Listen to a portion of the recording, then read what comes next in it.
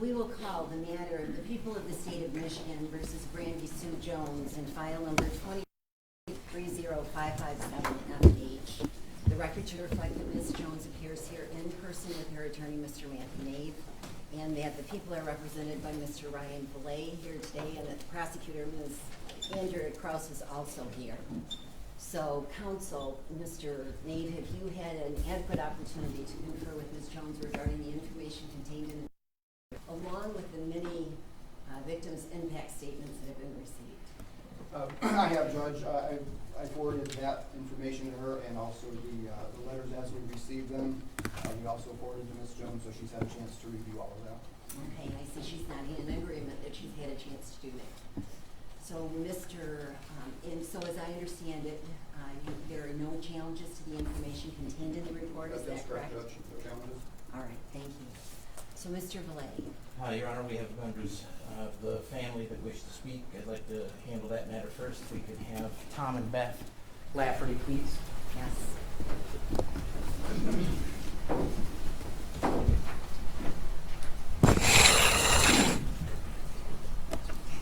Which voting? All right. Our names are Beth and Tom Lafferty. James Lafferty is and was blessed with two amazing parents, Justin and Allie, who raised Jameson right. Raising is not an easy task for two 20-year-old children, but Justin and Allie did it with a smile on their faces. They took on the responsibility and not only put in the work, but excelled at it. I'm sure there is no manual on how to raise children today, but if there was, I would want a copy of Justin and Allie's. They both have taught me, by their example, to be a better parent, and I am Justin's parent. Jameson Allen Lafferty is and was blessed with a stunning relationship with God. He was raised with God being a centerpiece in his life. He took responsibilities for his actions every time. He was never embarrassed about his relationship with God. Jameson Allen Lafferty is and was blessed with one awesome little sister, Carly, who adores him and looks to him as an example of what was right and what was wrong. He never let her down, ever. She is now an only child. Jameson Allen Lafferty is and was blessed with three great-grandparents who are here today. Three grandmothers who are here today. Three grandfathers who are here today. 22 aunts and uncles and three little cousins, along with one awesome girlfriend, Sophie, and his dog named Bolt. Jameson Allen Lafferty is and was blessed with a school that loved him, including a football, track, basketball team that will forever honor the number 15. Jameson Allen Lafferty is and was blessed with 17 truckloads of flowers at his memorial, along with 1,300 in attendance, and countless people who could not get in. Jameson Allen Lafferty is and was blessed with two good friends who were walking with him that evening, and thousands of friends and family that have and will carry him in their hearts until they perish. Jameson Allen Lafferty is and was a teacher. He taught those older and younger by his example. Jameson was far beyond his age of 14 spiritually. He put his faith to work. He taught me so much from a distance. Jameson Allen Lafferty would teach his little cousins the importance of being honest. He sit for them. He showed them how to be kind and how they can share and still have fun, and how to laugh and till your stomach ached with laughter.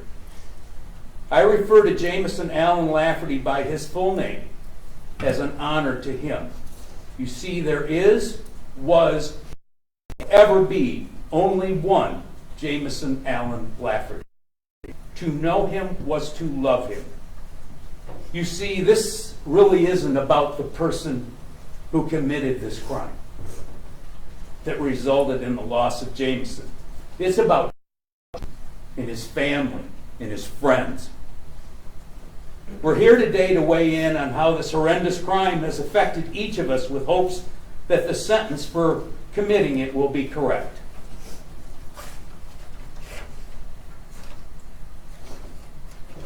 We brought a picture of Jameson with us today. I was hoping you would. He liked ice cream and giggling. We're going to set that right there, Your Honor. May I see a moment? You sure can. That was who he was. And that's who he is today.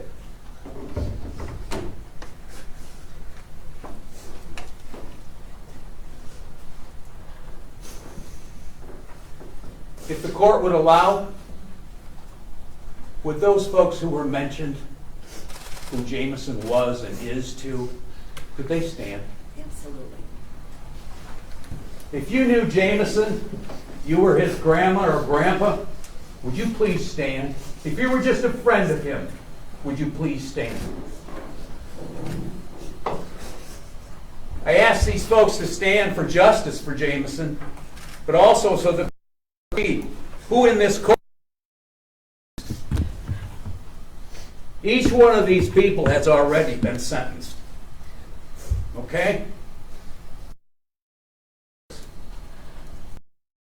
Each sentence handed down shares the same thing in common. Minimum or maximum got the maximum sentence. What we got was life without the possibility of parole. We have no chance for a plea deal. Lord knows we've already tried. There's no early release for good behavior. There's no consideration for time served. There's no chance of appeal. Seems that each one of these cases anymore must be accompanied by an appeal. We have no opportunity for appeal here. We have no hopes of beating the system.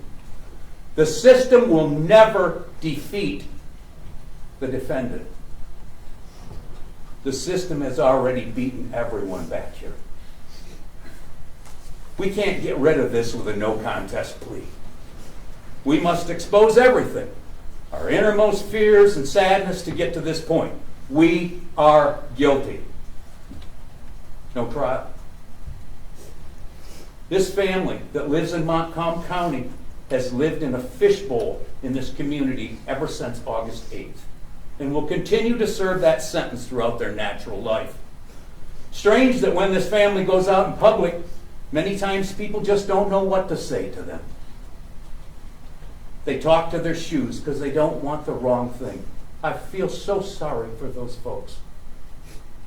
Jameson's mom is serving a life sentence with every graduation or school event she goes to. Jameson's dad is serving a life sentence with every basketball he goes to or coaches. Jameson's sister is serving a life sentence every time she goes to sleep without Bubba in the same house. The list goes on and on and on. Everyone but the defendant is serving a life sentence. What is everybody going to suffer from? Extreme stress, deepest of depressions, early death, even suicide. Undue financial burdens, funeral expenses. Pretty tough to pay that when the person that handed down this sentence doesn't have car insurance, let alone a license to drive. We're going to all provide food for ourselves during our sentence. We're also going to have another mouth to feed during this one too. We'll all be taxed from our hard work to provide the defendant with food and clothing during our sentence. It's not my idea of a happy meal. We're here for the sentencing of the crime that resulted in the loss of Jameson Allen Lafferty. However, we do not know all the facts.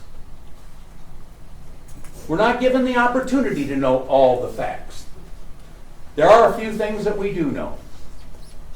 The defendant has pled no contest. Jamison's loss of life deserves better than no contest. Do the right thing. Either plead guilty or not guilty. That's the only way. This is addressed to the court. This will be an endless circle that can result in another senseless death until the defendant takes responsibility for her actions. Look around you. The next child could be yours. Here's some other things that we do know. The defendant failed a drug test since she's been on parole. We'd like the court to let us know what happened there. She has a responsibility to lead a clean life. The justice system has a responsibility to monitor it, and when it wasn't abided by it, to make a change. Parole and probation are not only meant to protect the public, but also to protect her and help her get her life back on track. If she had failed the drug test, was she jailed each time for the parole violation? How many times did we fail the drug test? Who failed to administer that? We'd like to know. When was the date of the last time she failed a drug test before the day after she killed Jamison? It appears that the defendant stated she thought she hit something, but didn't remember what it was. If the defendant couldn't remember what she hit, how was she in any condition to hide the car? She knew she was the person responsible for his death, but she didn't tell anybody. She knew everyone was looking for that car. She didn't say a word to her parole officer, or did she? Did they report it? It appears that the defendant was drinking prior to killing Jamison. When will we learn where? If the defendant can't remember hitting 3 young men and driving off, how much did the defendant have to drink? When will we learn that? Remember me saying the system will never beat the defendant? The above's the proof. After 42 years of sobriety, I still remember my last drunk vividly.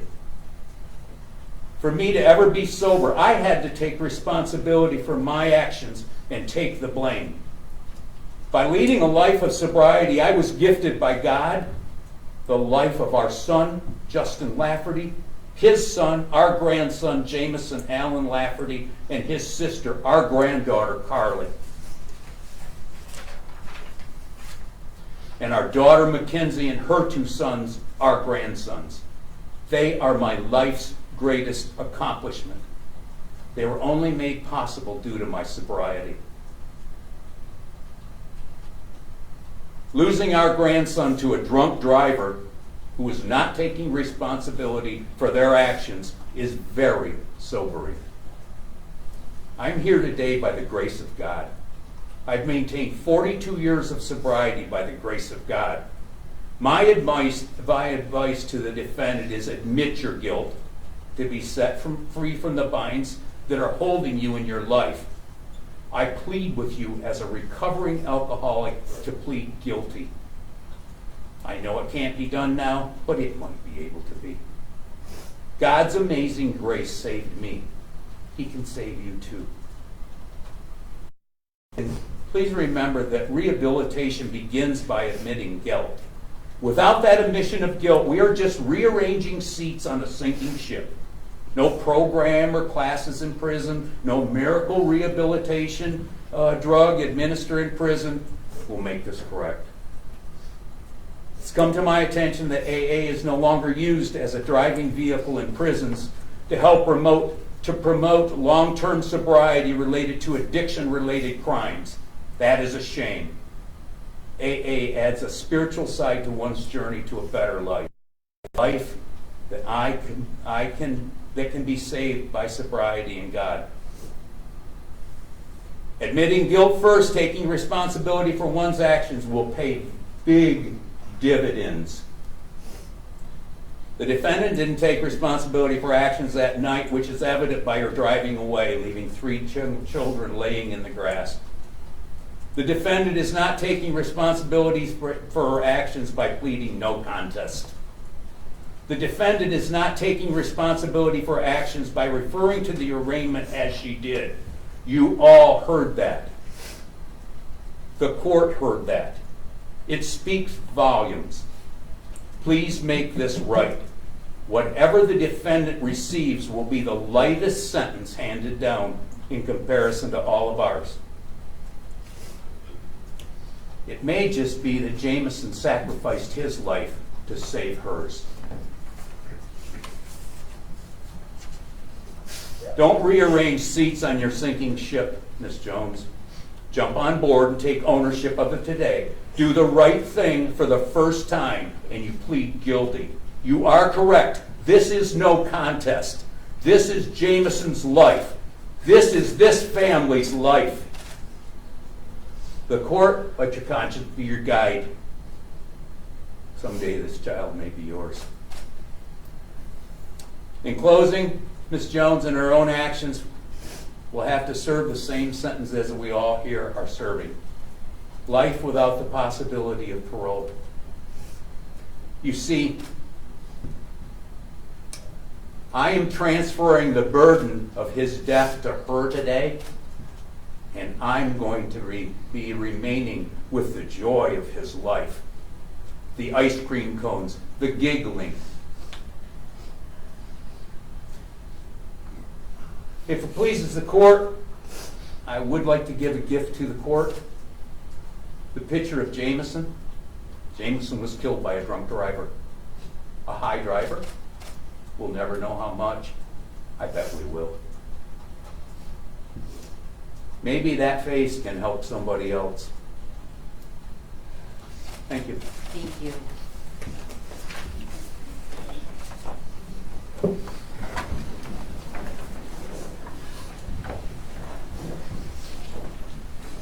We have Alan and Wendy Gladden.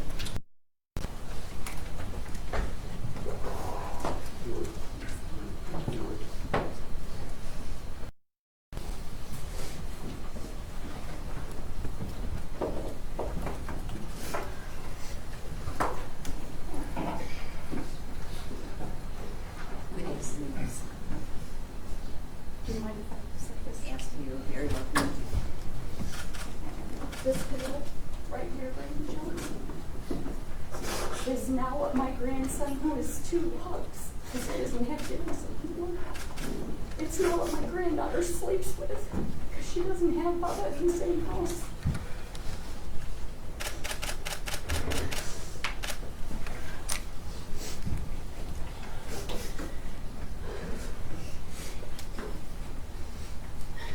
We are Alan and Wendy Gladden, Mima and Papa to Jameson Alan Lafferty, age 14, our firstborn grandson.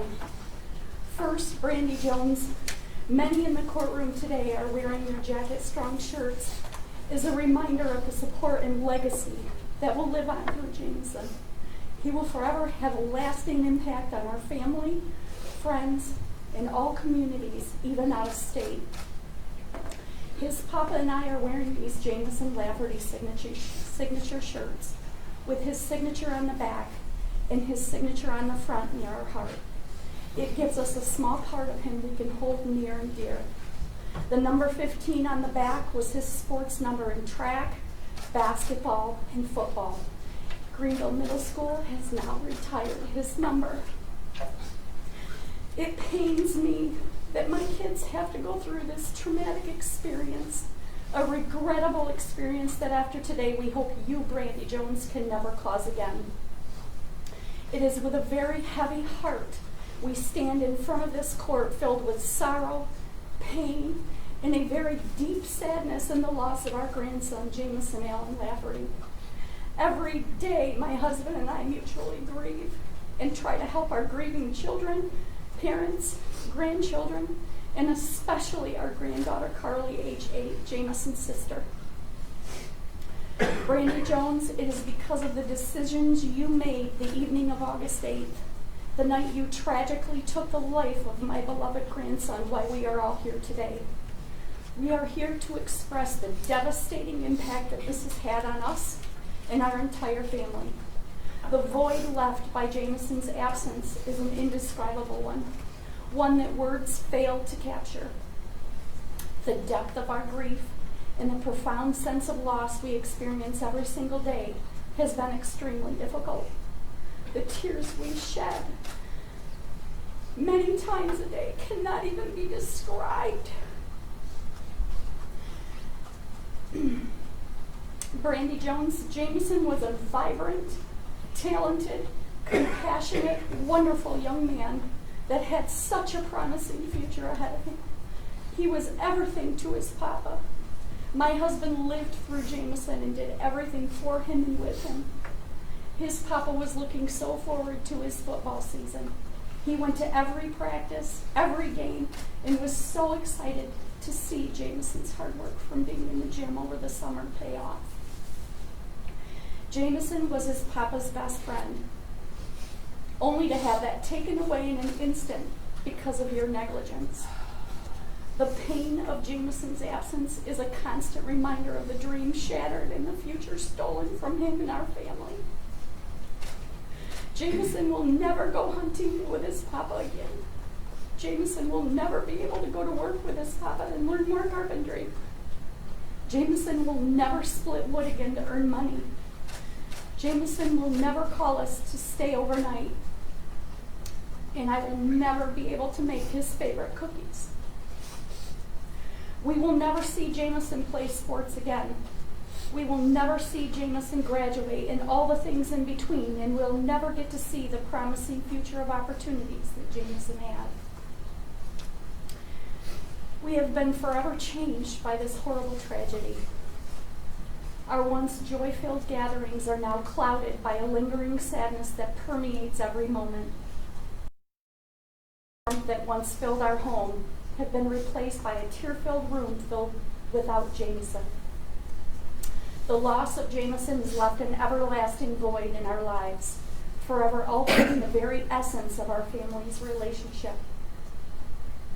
It is not only our family that is by loss.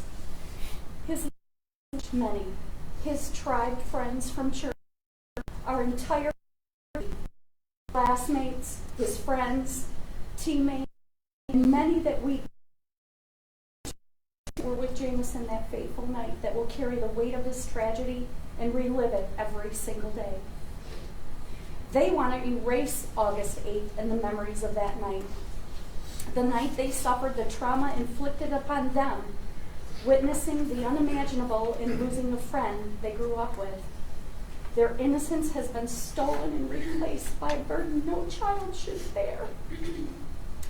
Let me remind you, Brandy Jones, the night of August 8th, these 14-year-old boys were walking back home from visiting their childhood babysitter that lived on Wise Road, just to say hi.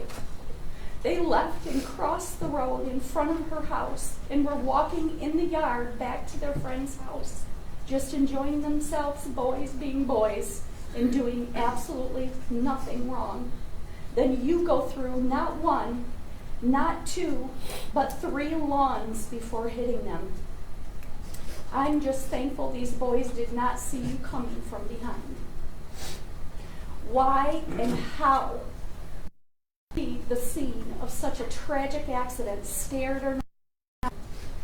The next morning, you kept your parole appointment and tested positive for meth again, and you were still allowed to remain free at our expense. If you were truly scared, how could you even go to any appointment? Did you think you could get away with this? You had 3 days to turn yourself in. You were found by authorities and picked up. You showed absolutely no remorse when you were told what you had done during your arraignment, and still to this day have shown no remorse. Anger consumes us as we grapple with the fact that your evil actions, Brandy Jones, have caused such immeasurable pain to all of us. The anger is not born out of vengeance, but rather from a desperate plea for justice. You had every opportunity to stop and help those boys. You had every opportunity to turn yourself in. You left my grandson there to die, and we had to witness the ultimate tragedy. His papa seen Jameson's lifeless body being covered as he bent down on his hands and knees, pouring out his love, prayers, and presence to him, all while holding him, while Jameson's father kneeling, holding his son. All this happening while I'm trying to console a broken-hearted daughter, Jameson's mom, losing her son as she's screaming for our God to perform a miracle. Brandy Jones, your evil took Jameson's life, but our God did perform a miracle that day. He took Jameson home. Our saving grace is knowing we will see Jameson again someday. We know that you, Brandy Jones, are responsible for our heartbreaking loss and must face the consequences of your actions. Our anger is a reflection of our determination to seek justice for Jameson and to prevent such a tragedy from happening to another innocent victim in another family. Brandy Jones, I'm all for rehabilitation. I've seen many people grow up in alcoholic, abusive, drug-addicted families that cycle because they want to. But you, Brandy Jones, chose to extend that chain. I believe people can change. You had plenty of time to get yourself sober in prison and get rehabilitated. You've had multiple opportunities to change and have chosen not to.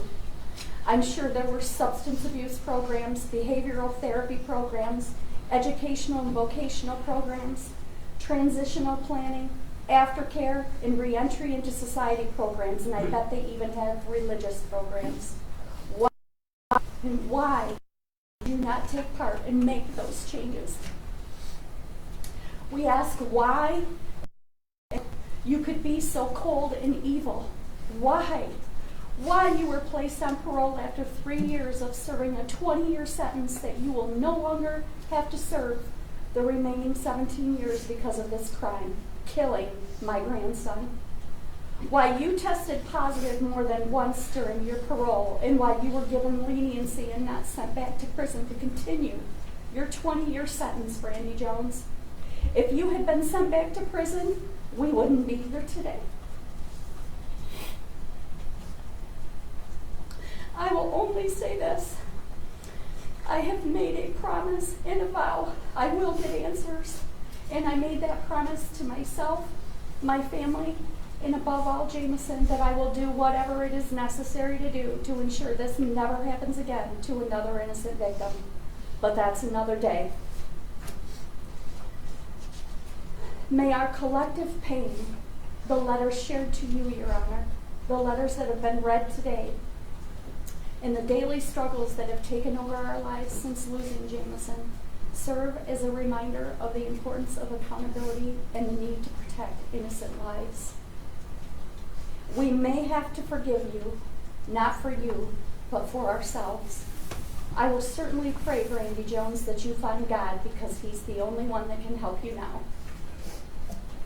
Our hope is that the court will ensure that justice prevails, providing us with even the slightest solace amidst our immeasurable grief, and give Brandy Jones the maximum prison sentence with no eligibility for parole, allowed for killing an innocent young man, my grandson, Jameson Allen Lafferty, and seriously injuring and changing the lives of 2 more. Every day we wake up with this, and every day we go to bed with it. Just because we will see you sentenced today, Brandy Jones, there won't be a celebration. There will never be a happy ending, as our lives are changed forever, and Jameson will never come back. I will close with this. Trust in the Lord with all your heart, and lean not on your own understanding. In all your ways submit to Him, and He will make your path straight. Proverbs 3:5-6. This Bible verse encourages all of us to place our trust in God completely and not rely on our own wisdom and understanding. We can all find guidance and direction for our lives. God is faithful and will lead you on the right path. In times of uncertainty, rely on God's wisdom and guidance, knowing that He will make your path straight.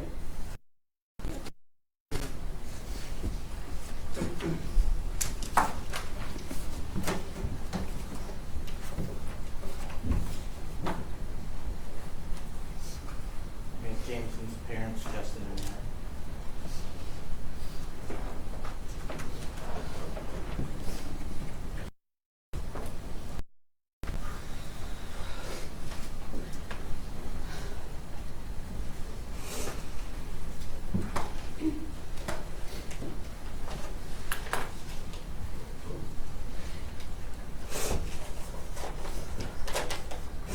I'm Jameson's mom. Good afternoon. How can we even begin to muster out the words and the courage to summarize the horrific and heartbreaking impact that Miss Jones has left on our lives from the passing of our son, Jameson Allen Lafferty? Philippians 4:13, it says, I can do all things through Christ who gives me the strength. We pray to find the words when there are none. To know Jameson was to love Jameson. And if you had the chance to know him and love him, you were simply blessed. Our son had the biggest heart and the most contagious smile. A smile where, no matter what kind of day you were having, he would do anything to make you laugh and share it with you. 4 days past Jameson's 14th birthday, he went home to be with Jesus. However, our lives have been forever changed. We are traumatized by that night and by a timeline of events that are forever etched in our minds. From us getting the phone call that there had been an accident, to us rushing to the scene as Jameson's sister cried out, God, just let my brother be okay. We had no idea that our last time for I love yous and hugs would be our last.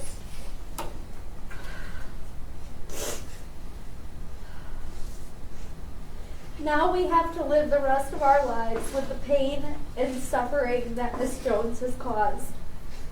She had the ability to stop that evening, and I, as a mom, was left wondering who would leave my baby lying there to suffer. She took off from the fear of her own careless actions and made one poor decision after another. She not only hit and ran away from my son, but 2 other innocent boys who were injured severely. That night, Your Honor, felt like a bad scene from a horror movie. A nightmare that you would have wanted to wake up from. However, it was very real, very traumatizing, and now our everyday reality. I'll never get to see him get his driver's license. I'll never see him take his date to prom. I'll never watch him score another touchdown on the football field or see him walk across the stage at his high school graduation to receive his diploma. I'll never help him move off to college or see how handsome and happy he looks on his wedding day. I'll never see my baby have his own and become a great dad. All of these things and many more have left the biggest hole in my heart. I'm sorry, Your Honor. Fine, take your time.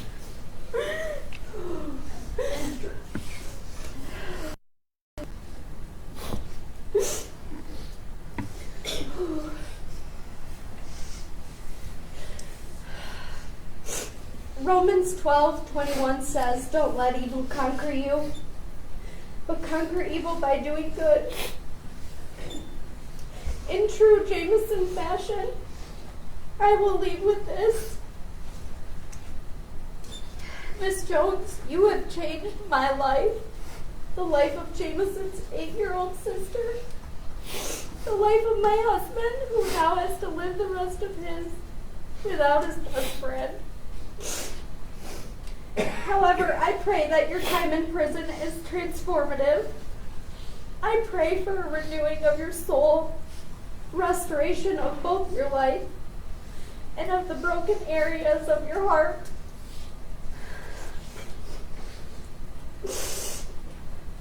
I pray that one day you will humble yourself before the Lord, repent, turn from your wicked ways, and ask God to forgive you. Amen. Miss Jones, I forgive you. And I know that Jameson would too. He always took the high road. And I choose to believe that he would still, if he were here with us today. Your Honor, my prayer is this. Miss Jones needs to understand the significance of the numerous actions that she took that night. She also needs to understand that with those actions comes consequences. Not only did she take our son's life that day, but she took mine too. Thank you. Thank you.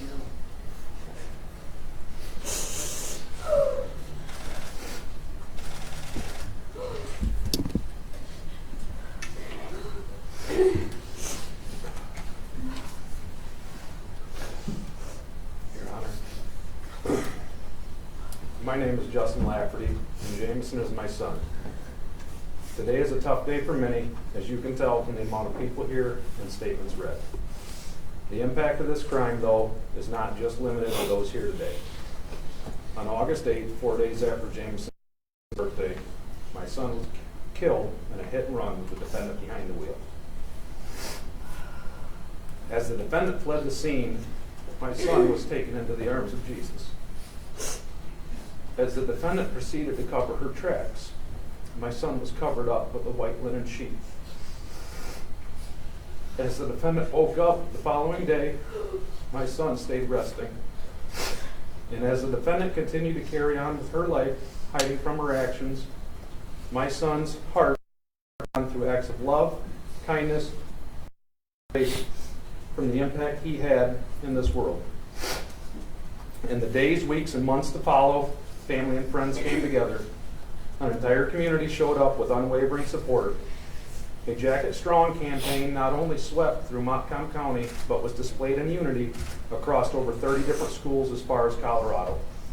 Local businesses came together, working countless hours to manufacture apparel and signs that you will see here today if you look around the room or even take a drive through town. In the evenings, hundreds of houses lined the community, lit up with purple and gold exterior lights.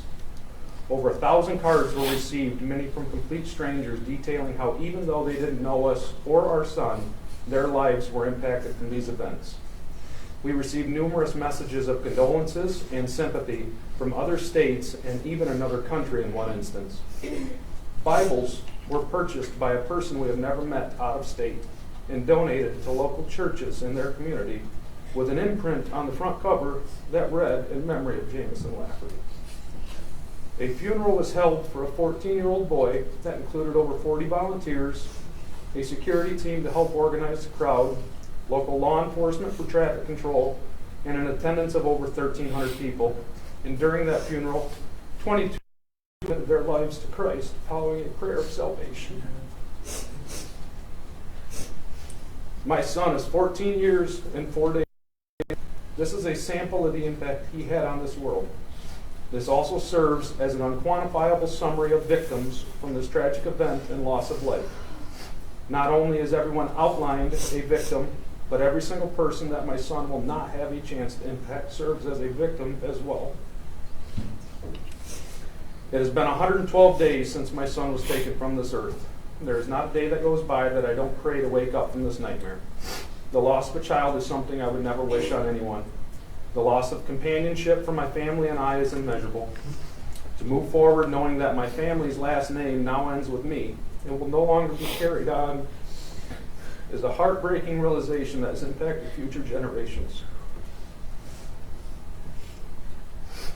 At night, I no longer have the opportunity to say prayers with my son.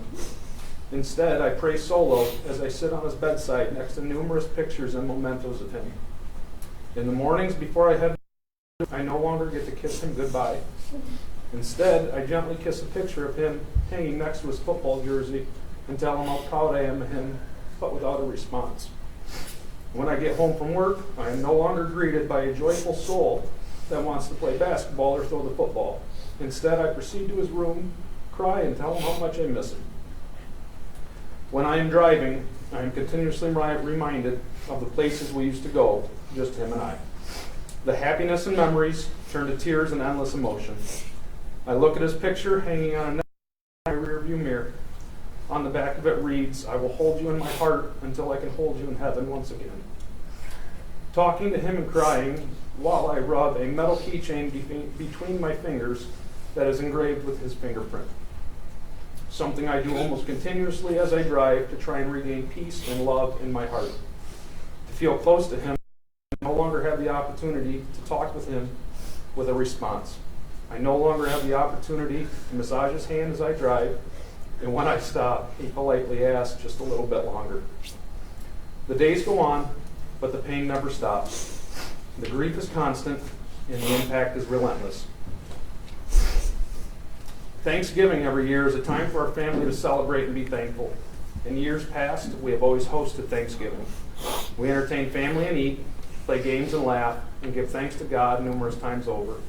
Jameson being the oldest child and cousin, he is always the leader on Thanksgiving. He prepared for what games they would play. He preps the basement for Nerf wars and laser tag. And from the time his cousins would arrive, it was nonstop laughter and fun as they continually ran around and overwhelmed the house with joy. The happiness that every person throughout our household felt, nobody wanted to end. Every Thanksgiving has always been filled with numerous stories told and numerous memories made. Last Thursday, 5 days ago, was vastly different from what we were used to. This year we informed our family that we would not be hosting Thanksgiving. My wonderful sister opened up her house to all of us and prepared a wonderful dinner and setting. As we woke up Thanksgiving morning, it was consumed with sadness and tears rather than thankfulness and joy. As Allie prepared her dishes, I proceeded to the basement with tears in my eyes, knowing there would be no Nerf wars or laser tag this year. I spent almost 2 hours in our basement, many times catching myself daydreaming of what this year would be like if this heinous crime never took place. As we left for my sister's, we loaded up the truck. Jameson would typically call shotgun so he could ride in the front seat next to me. This year he rode on Allie's lap in the front seat, his ashes in a decorative urn, with her arms wrapped around him as we drove. As we arrived, numerous tears were shed throughout our family. We set our baby boy's ashes on an end table with a picture of him on one side and a lit candle on the other. Our dinner prayer was spoken to God through choked up voices. Our meal was consumed with a fraction of the conversations that we were used to. And the remainder of the night was spent with wonderful memories left in our hearts, but also a concurrent sadness as we realized we no longer had an opportunity to create new memories with Jameson. The day after Thanksgiving every year, our family tradition has been to take down all of our fall decorations and decorate for Christmas. We head to a local family-owned Christmas tree farm and pick out a tree to cut down, take home, and put up. While looking for a tree, Jameson and Carly play hide and seek. They laugh and argue, then agree on a tree. We get hot chocolate, pet animals, and browse the gift shop. When we get home, we put the tree up. Jameson and I string the tree with lights, and then as a family, we decorate the tree with ornaments. The majority of them are ones our kids have made since daycare. As we place them on the tree, we laugh and tell the stories behind them. We talk about different years of Christmas and memories, and we discuss our favorite ornaments. Many years we give the kids new ornaments, and they give us the new ones they made as we place them on the tree. Last Friday, 4 days ago, was our time for this tradition once again. Only this time it was completely different. Jameson was there with us in our hearts. As we walked the Christmas tree farm, Allie carried a 12-inch by 12-inch pillow with a screen-printed picture of Jameson's smiling face on it. Carly played hide-and-seek with her mom, carrying Jameson along. The laughs we shared were followed with tears. The tree that was picked out that was once a gift to our family from both our children was now a sign of one that is no longer with us. At home, I no longer had a partner to string the lights with. As we decorated the tree with ornaments, we cried with every handmade one from Jameson that we placed on the tree. Many ornaments from Jameson had his picture on them from varying ages, always smiling and always happy. As his smile was always contagious, it helped cheer us up. Then more happiness came as Carly presented us with a new handmade ornament, which was then followed by immense tears when we came to the realization that we did not have one from Jameson this year. We won't have one next year either, or any year after. As we gave Carly a new ornament this year, we wanted to make sure we gave her one from her brother that she could cherish and carry on for the rest of her life, to always remember the love that Jameson has for her. The ornament says, "Of all the gifts, both great and small, sisters are the best gift of all. Love, Bubba." Jameson wanted to do so many things in life, but his ultimate goal was to be a kind, loving, and caring person. He valued God, family, friends, and love. Your Honor, accountability is a willingness to accept responsibility for one's own actions. Accountability is not defined as not contesting the punishment. My hope and prayer is that the consequence for the defendant takes into account the severity and impact of her actions, as well as to accept responsibility. My son was sentenced to death as a result of the defendant's actions. My wife, daughter, and I, as well as our family and friends, were sentenced to a life of pain, sorrow, and grief as a result of the defendant's actions. Our hearts are broken and our lives have been torn apart. The world itself lost an amazing person that made it a better place. Ms. Jones, Hebrews 4:13 says, "Nothing in all creation is hidden from God. Everything is naked and exposed before his eyes, and he is the one to whom we are accountable." As I close today, I want you to know, Ms. Jones, that everybody makes mistakes. And while we all must be accountable for our actions and face the consequences, if you accept responsibility and repent of your sins, the Lord will forgive you. With that being said, I want you to know that I forgive you. And most importantly, I want you to know that my son forgives you. Thank you. Mr. and Mrs. Lafferty, you have shown amazing strength and grace. Thank you. Thank you.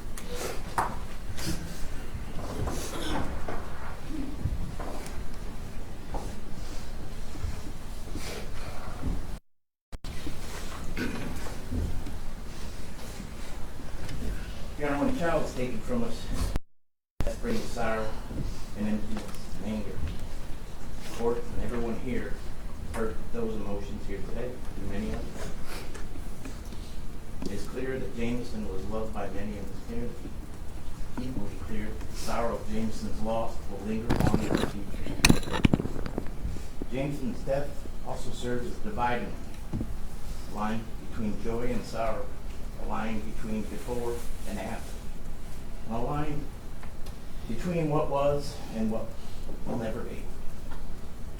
Those that knew Jameson will be left with constant reminders of what it meant. You heard some here today, watching him get dressed for prom or his wedding, the touchdown he never got to score, the joke that never was told, the ice cream never consumed, the potential that never will be reached. It also raises questions. How could this happen? Who is responsible? What happens now? We are here to address some of those questions.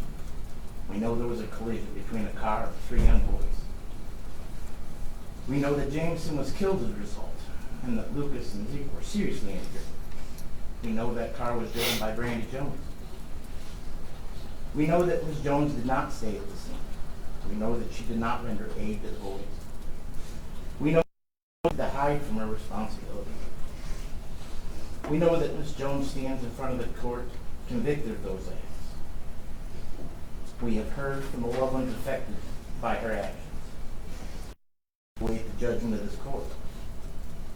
We wait to hear how Ms. Jones will be held accountable for her transgressions. But even the sentence that is handed down when I answer all the questions, why did the Department of Corrections allow Ms. Jones her freedom? She tested positive for methamphetamine back in July. Why didn't they take her into custody when she tested positive on August 9th, the day after this incident? Why did they allow a convicted drug offender to live with another parolee, also a drug offender? Where is the support and the supervision that is promised by these programs? Why does the DOC hobble its field agents with policies that make it incredibly difficult to put felons who violate probation and parole back into prison? It's not just this case. There's stacks of cases that come before this court and every other on a weekly basis. Something needs to change. The guidelines in this case are 62 months to 171 on count 1 and 24 to 57 on counts 2 and 3. All is a habitual 30. The recommendation is that a sentence of 145 months to 30 years on count 1 and 57 months to 10 years on counts 2 and 3 to be served concurrently with each other and consecutive to her prior cases. People ask the court to consider the statements made here today and all the facts in the PSI in determining the appropriate sentence for Ms. Jones. Thank you. Thank you, Mr. Fuller. Mr. Nave, this is now your opportunity to make a statement on behalf of Ms. Jones. Should we come to the podium? Please, yes.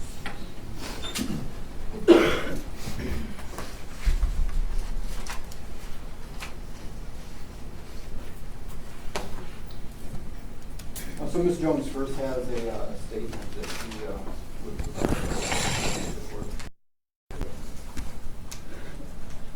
To begin, I wish more than anything that we could rewind time back to August 8th and change the course of that day.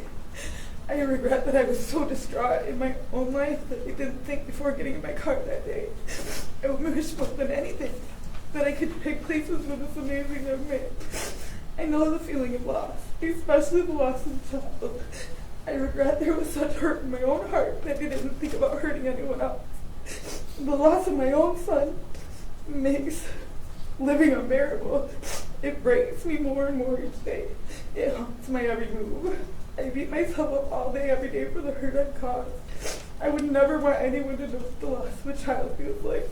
I wish more than anything that I could take away the pain that you feel every day. I've struggled since I was released from prison. I wake up every day broken a little more than I was the day before. I'm not going to sit here and ask for forgiveness because I'm sure if I was in your shoes, I wouldn't be able to forgive me either. I just want you to know that I'm not a monster and that I beat myself up more than anyone ever could. I will forever live with the hurt I've caused, and for that, I'm so sorry.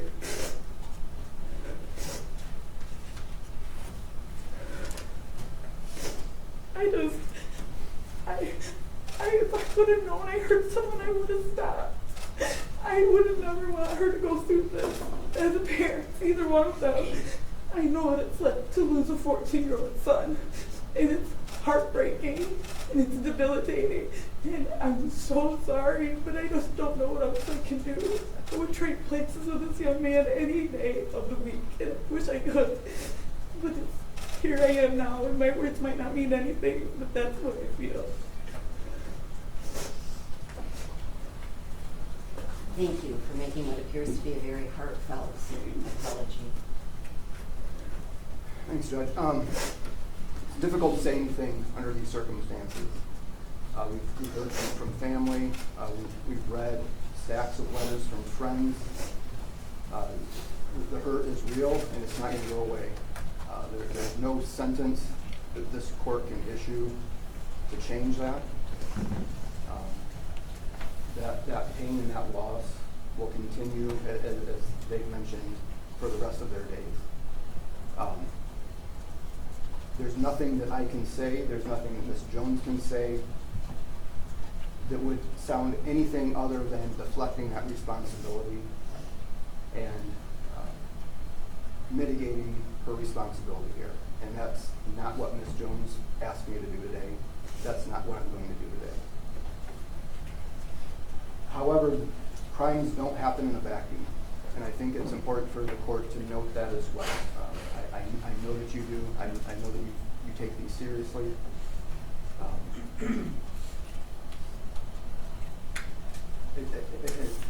Within the PSI itself, I just want to refer back to her family history.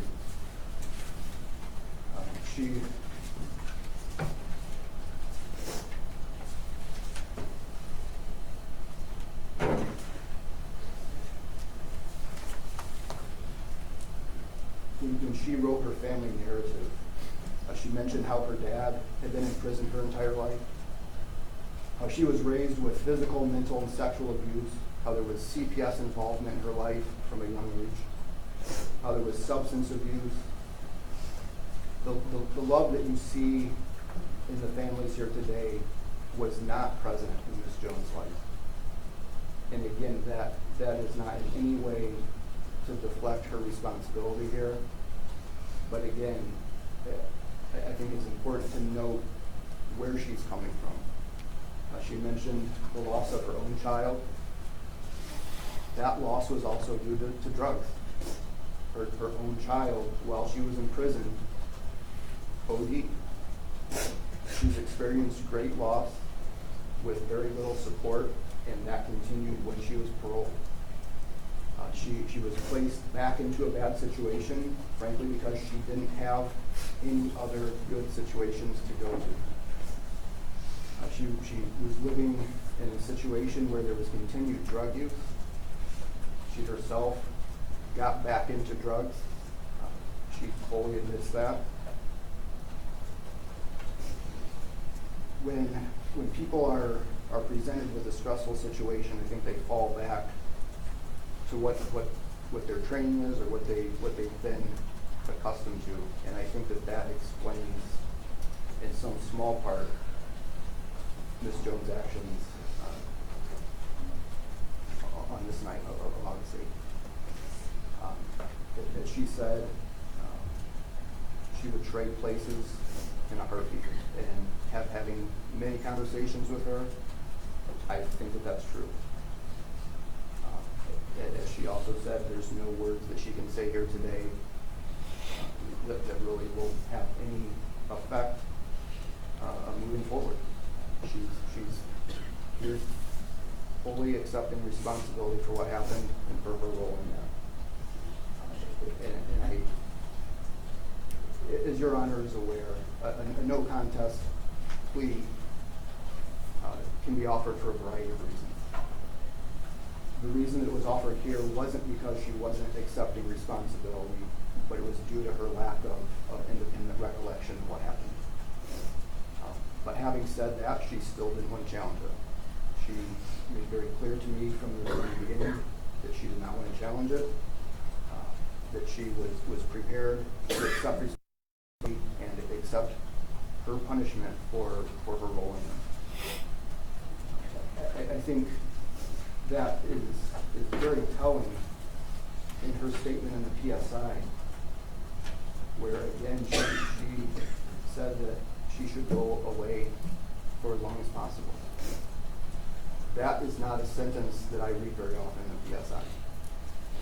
Typically people are mitigating, they're trying to accept responsibility while at the same time deflecting responsibility, and that is not my experience with Ms. Jones. Again, I understand that there is nothing that I or Ms. Jones can say to change that day, but I would ask the court to consider all this information when imposing a sentence here. Thank you, Mr. Mayor.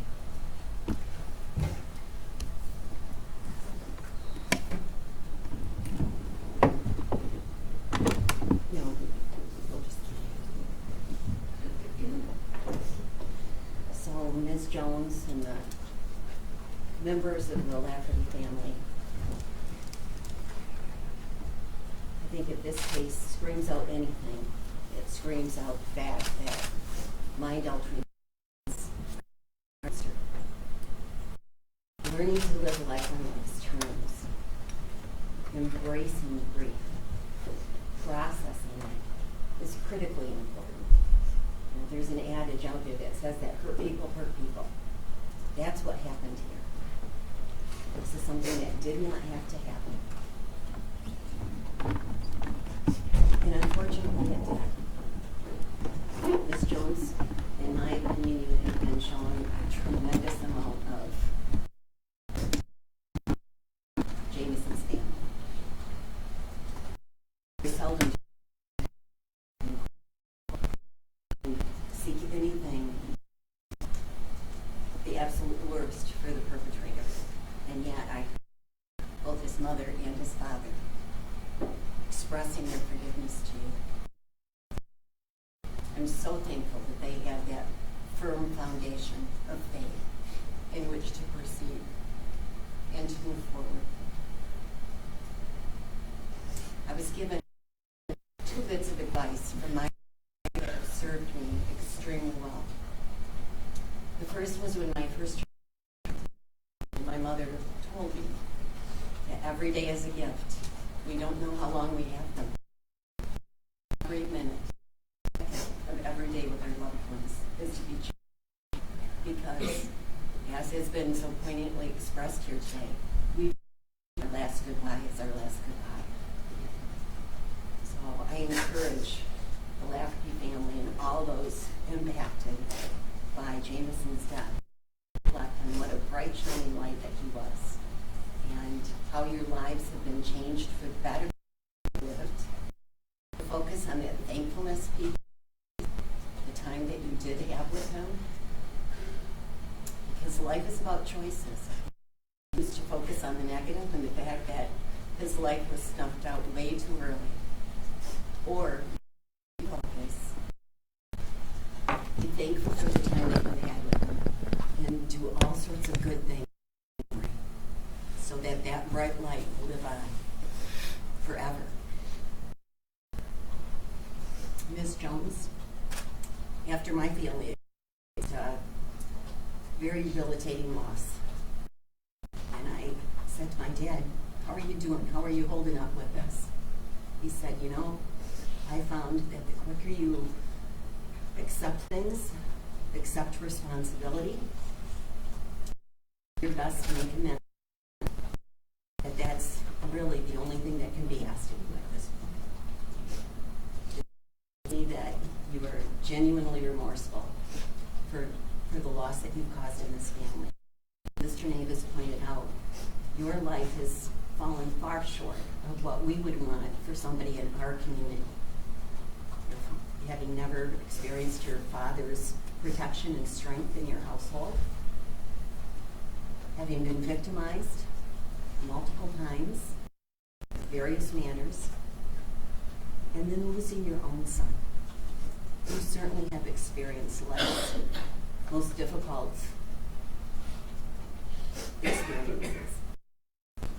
But unfortunately, you didn't the work that was needed to process that grief, the hurt. And unfortunately, it's resulted in grief and hurt. But what you can do moving forward is to turn from substances that they only make things worse, and embrace doing good, and doing it in his memory and in his honor. You know, I thought as I was preparing for this sentencing, very seldom do we hear in the media from a defendant who has terminated a life. Do we hear of this person going on with things in memory of that light and that life that was ended? And that's what you can do. This is a time for accountability. And this court was faced with a decision early on when I met with your attorney and Mr. Valet in terms of an appropriate sentence that would hold you accountable, that would never ever begin to replace this kind of life, but would hopefully do just memory and all that he was to his loved ones. There's been here of life without parole, and clearly that is not in this court. in terms of the offense that you pled guilty to. And it was important to me when I met with counsel to give the family some sense of assurance, short of going through the trial, because that too is devastating. It wreaks such an impact on families and communities. So when I had an opportunity to hear from and Mr. Nave, I had indicated that in the event of enter a plea, that the court would sentence at the maximum to give, and to you as well, so that you knew what was going to happen. It's here that you should plead guilty, but yet from my perspective, it's clear to me in such a sense of distress the night that that occurred, and living your own influence of substance, that you do not have the proper recall that would be required for this court to be able to accept a guilty plea. Coming in here today, accepting responsibility and apologizing to the family, I think is the very next best thing for this family, to give him hopefully some semblance of peace and the strength to continue to persevere each day without you. His full name.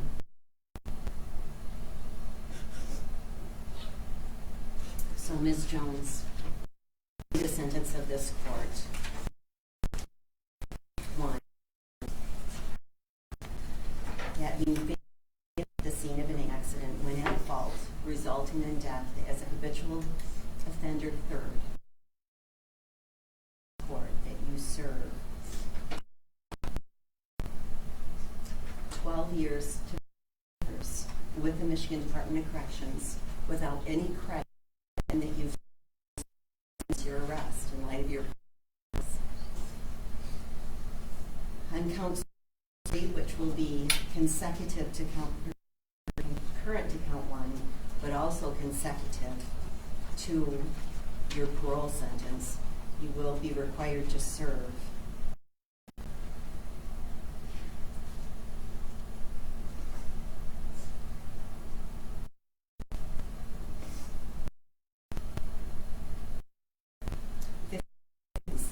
10 years on each of those 2.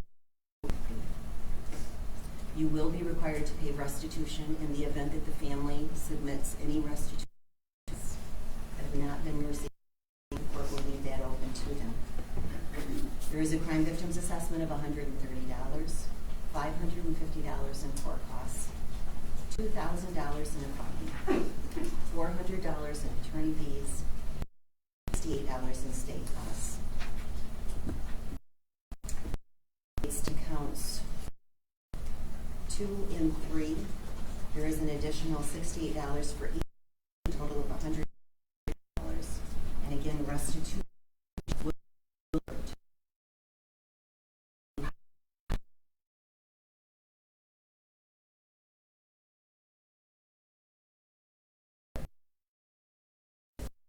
actions for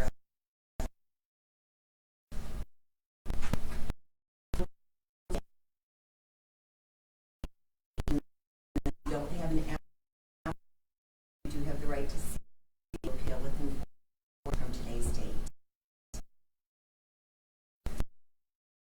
The appellate right, he is directing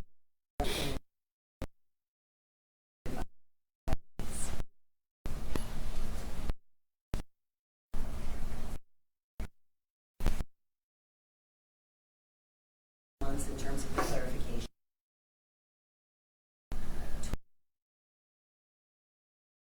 In this man closing family.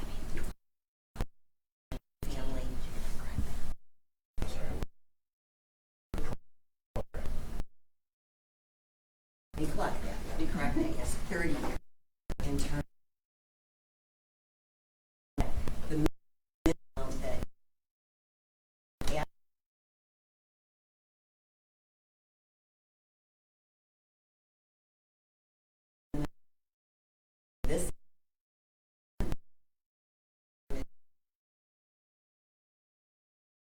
it will be of 30 years. Obviously, your prison, if you choose to align your will have a direct impact on you, sir. I would to live